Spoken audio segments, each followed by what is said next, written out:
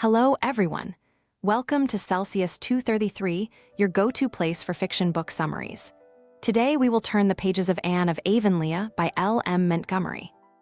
Anne of Avonlea by Lucy Maud Montgomery, published in 1909, is the second novel in the series following Anne of Green Gables. This novel continues to follow Anne Shirley, now a young adult, as she embarks on her journey as a schoolteacher in the small village of Avonlea. The story captures the essence of Anne's growth, her interactions with the community, and the many challenges and adventures she encounters along the way. Montgomery's narrative is infused with charm, humor, and the beauty of Prince Edward Island, reflecting both the idyllic and realistic aspects of rural life. Plot summary. On a sunny August afternoon, Anne Shirley sits on the doorstep of Green Gables, her heart brimming with dreams of her future as a schoolteacher. Her reverie is abruptly interrupted by Mr. Harrison, a new neighbor who storms into the yard, furious because Anne's Jersey cow has trespassed into his oat field. This conflict sets the tone for their interactions, with Mr. Harrison perceived as a crank by the community, but eventually becoming one of Anne's unlikely friends. Anne's teaching career begins with much anticipation and nervousness. She is excited yet apprehensive about managing her own school at Avonlea. On her first day, Anne stands before her students, trying to remember the speech she had prepared the night before. Despite her nerves, she starts the day by having the children read their testaments, gradually finding her footing. Her imaginative and kind-hearted nature endears her to her students, though she faces difficulties, particularly with Anthony Pye, a sullen boy determined to resist her. Anne is resolute in her mission to win his affection and treats him with unwavering kindness and understanding, despite his rebellious behavior. Anne's life intertwines with the community through various events and personal endeavors. She forms the Village Improvement Society with her friends, Diana Barry and Gilbert Blythe, who teaches at White Sands. They aim to beautify Avonlea, starting with painting the community hall and cleaning up neglected areas. Their efforts reflect Anne's idealistic vision and relentless spirit, though not without humorous mishaps and resistance from some townsfolk. For instance, persuading Mr. Levi Bolter to demolish his dilapidated house proves to be a formidable task. Throughout these community efforts, Anne takes on more responsibilities, including helping Marilla Cuthbert with twins, Davy and Dora Keith, after their mother's passing. The mischievous Davy and the well-behaved Dora bring a new dynamic to Green Gables, testing Anne's patience and ingenuity.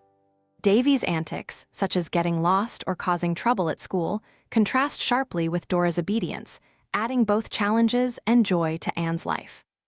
Despite the chaos, Anne's affection for the twins grows, and she becomes a loving figure in their lives. Anne's relationship with Gilbert evolves subtly throughout the narrative. Their bond, rooted in deep friendship and mutual respect, hints at a potential romantic connection. Gilbert's unwavering support and shared enthusiasm for the Improvement Society projects deepen their relationship, leaving readers anticipating further developments in their story. Amidst her teaching and community projects, Anne also helps her former teacher, Miss Lavendar Lewis, rekindle a romance with Stephen Irving, Paul's father. This subplot adds a layer of romantic nostalgia and highlights Anne's matchmaking skills and her deepening understanding of love and relationships. Miss Lavendar, a whimsical and lonely figure, finds happiness again through Anne's efforts, enriching the tapestry of community connections. The climax of the narrative revolves around a dramatic incident where Anne rescues the Pye twins from a burning barn. This act of bravery solidifies her place in the hearts of the community and even wins over the stubborn Anthony Pye. Anne's courage and quick thinking during the rescue exemplify her growth from a dreamy girl into a capable young woman, admired by all. As the seasons change, Anne's classroom becomes a place of learning and growth, not just for the children but for Anne herself. She faces the challenges of teaching with creativity and compassion. Her innovative methods, such as storytelling and nature walks, captivate the children's imaginations and instill a love of learning. Even Anthony Pye, once her fiercest critic, begins to soften under her persistent kindness. The transformation of her students, especially Anthony, is a testament to Anne's dedication and belief in the goodness within everyone. The narrative also touches on Anne's personal reflections and growth. She often retreats to her favorite spots, like the Birch Path and Lover's Lane, to think about her future and the choices she must make. These moments of solitude reveal Anne's deep connection to nature and her contemplative spirit. She dreams of further education and travel, but also feels a strong pull towards her home and the people she loves. By the end of the narrative, Anne has matured significantly. She reflects on her growth, the bonds she has formed, and the lessons learned. Her journey from an imaginative, dreamy girl to a responsible, compassionate young woman is both heartwarming and inspiring. Anne's unwavering optimism and ability to find joy in the simplest things leave a lasting impression on everyone she meets. Her influence extends beyond the classroom, touching the hearts of all in Avonlea. Anne's final thoughts as she gazes over the familiar landscape of Avonlea encapsulate her journey. She realizes that while dreams and ambitions are essential, the true measure of a fulfilling life lies in the love and connections we build along the way.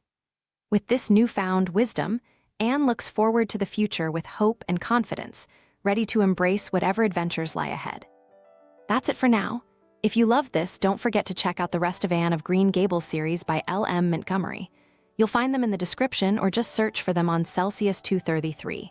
Remember, while our summaries capture the essence, they can never replace the full experience of reading the book. If this summary intrigued you, consider diving into the complete story, buy the book, and immerse yourself in L.M. Montgomery's original work. Bye-bye, take care, have fun.